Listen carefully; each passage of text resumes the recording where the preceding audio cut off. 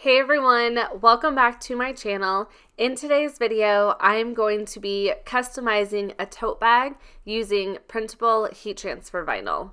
I found these bags on Amazon. I bought the 3-pack, but there's multiple different packs that you can buy. This is made of 100% cotton and it's a really good sized tote bag. Tech Wrap Craft sent me over their new printable heat transfer vinyl, so I'll be using that in this video. What I love best about printable HTV, you can use a regular at-home inkjet printer. Also, you can use full color designs, which is really fun. You can use this on multiple fabric types, which is so cool. You can use cotton, polyester, or blends. They also sent me their heat transfer mask. This is basically like transfer tape, except we're using HTV. I opened this up and there was a couple heat transfer mask sheets inside, but the rest is the printable HTV. There's a glossy side and a more matte side. You want to print on that white matte side. I'm going to measure my tote bag to figure out what size I want the design to be.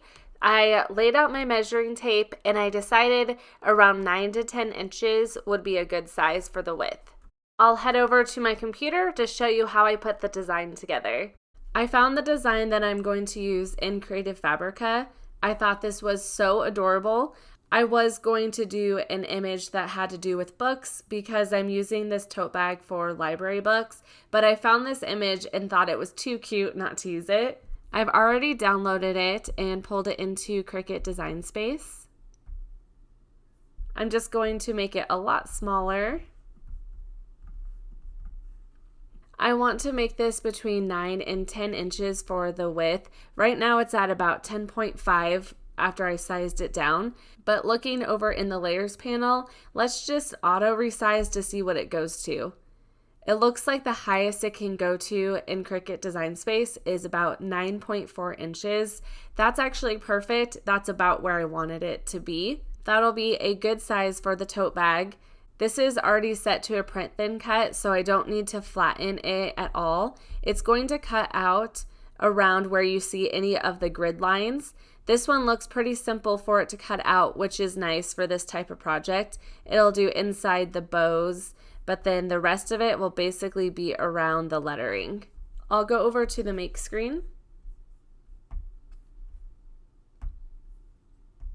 I'll keep my bleed on because I am cutting this out on my Cricut machine. That'll help. Oh, I probably should do this, but I'm not going to do it right now. I don't know why that came up. It says they improved accuracy, so I probably should go back and do that.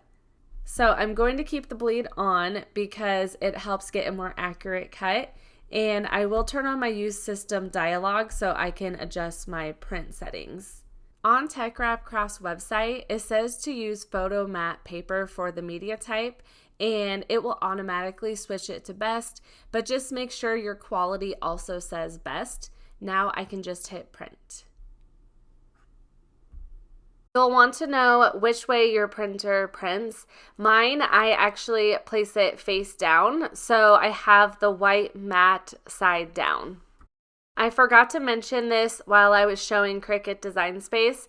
For this material, you do not want to mirror your design, so make sure the mirror is off. For the cut setting, I'm going to search for printable iron-on, and I am just going to select dark. Look for the little tiny arrow. This one's by the upper A, so you know which way to place this on your mat. That's somewhat of a new feature, and I find it really helpful. I always like to use my brayer tool to press the material into the mat. My mat looked clean, but it definitely wasn't as sticky, so I need to clean so many of my mats. The Cricut machine will first read the registration lines, then it will cut out my design. You know how Cricut Design Space recommended that I calibrate my machine? Well, I should have done it because it was not totally centered. If anyone else has done a print thin cut project recently, did you see that little prompt come up, or did my machine just know that it was not calibrated correctly? I don't know. I calibrated my machine. I've already cut it out on the Cricut. Here I'm weeding it out, and thankfully it is all lined up. The cut setting was perfect. It weeded so easily, and here I'm just getting the little inside pieces out. I just can't get over how cute this design is. I'm going to be using my HTV Ron Auto Press for this. You can use any type of heat source though. I'm going to set the temperature to 305 degrees and the time at 15 seconds. My last project was a sublimation project with this, so I have to bring the time way down. You can set the pressure on this auto press. I bring it down to 110 pounds, but then later I move it back up. I think I do 150. I'm going to preheat the tote bag. I press the A because I want it on auto mode. I press the drawer in and the machine will automatically close. I only want to preheat this for about 10 seconds, so I just press that blinking R and that will release the heat press. It was still pretty wrinkled, especially in the center. I should have heated it up a little bit more, and I'll show you why in a second. I'm ready to place my heat transfer mask. You just want that sticky side to be placed on top of the design. I could pick up those letters and place it on the tote myself, but using this heat transfer mask will keep it all lined up and the process so much easier. Like I said, it's basically like transfer tape. I'm using my scraper here to press down the front and back really well so the image will stick onto that mask.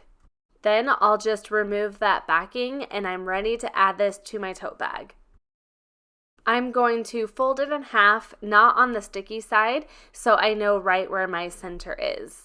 The bag already has a line going down the center, which makes it really convenient and easy to line it up. Now I'm ready to heat this.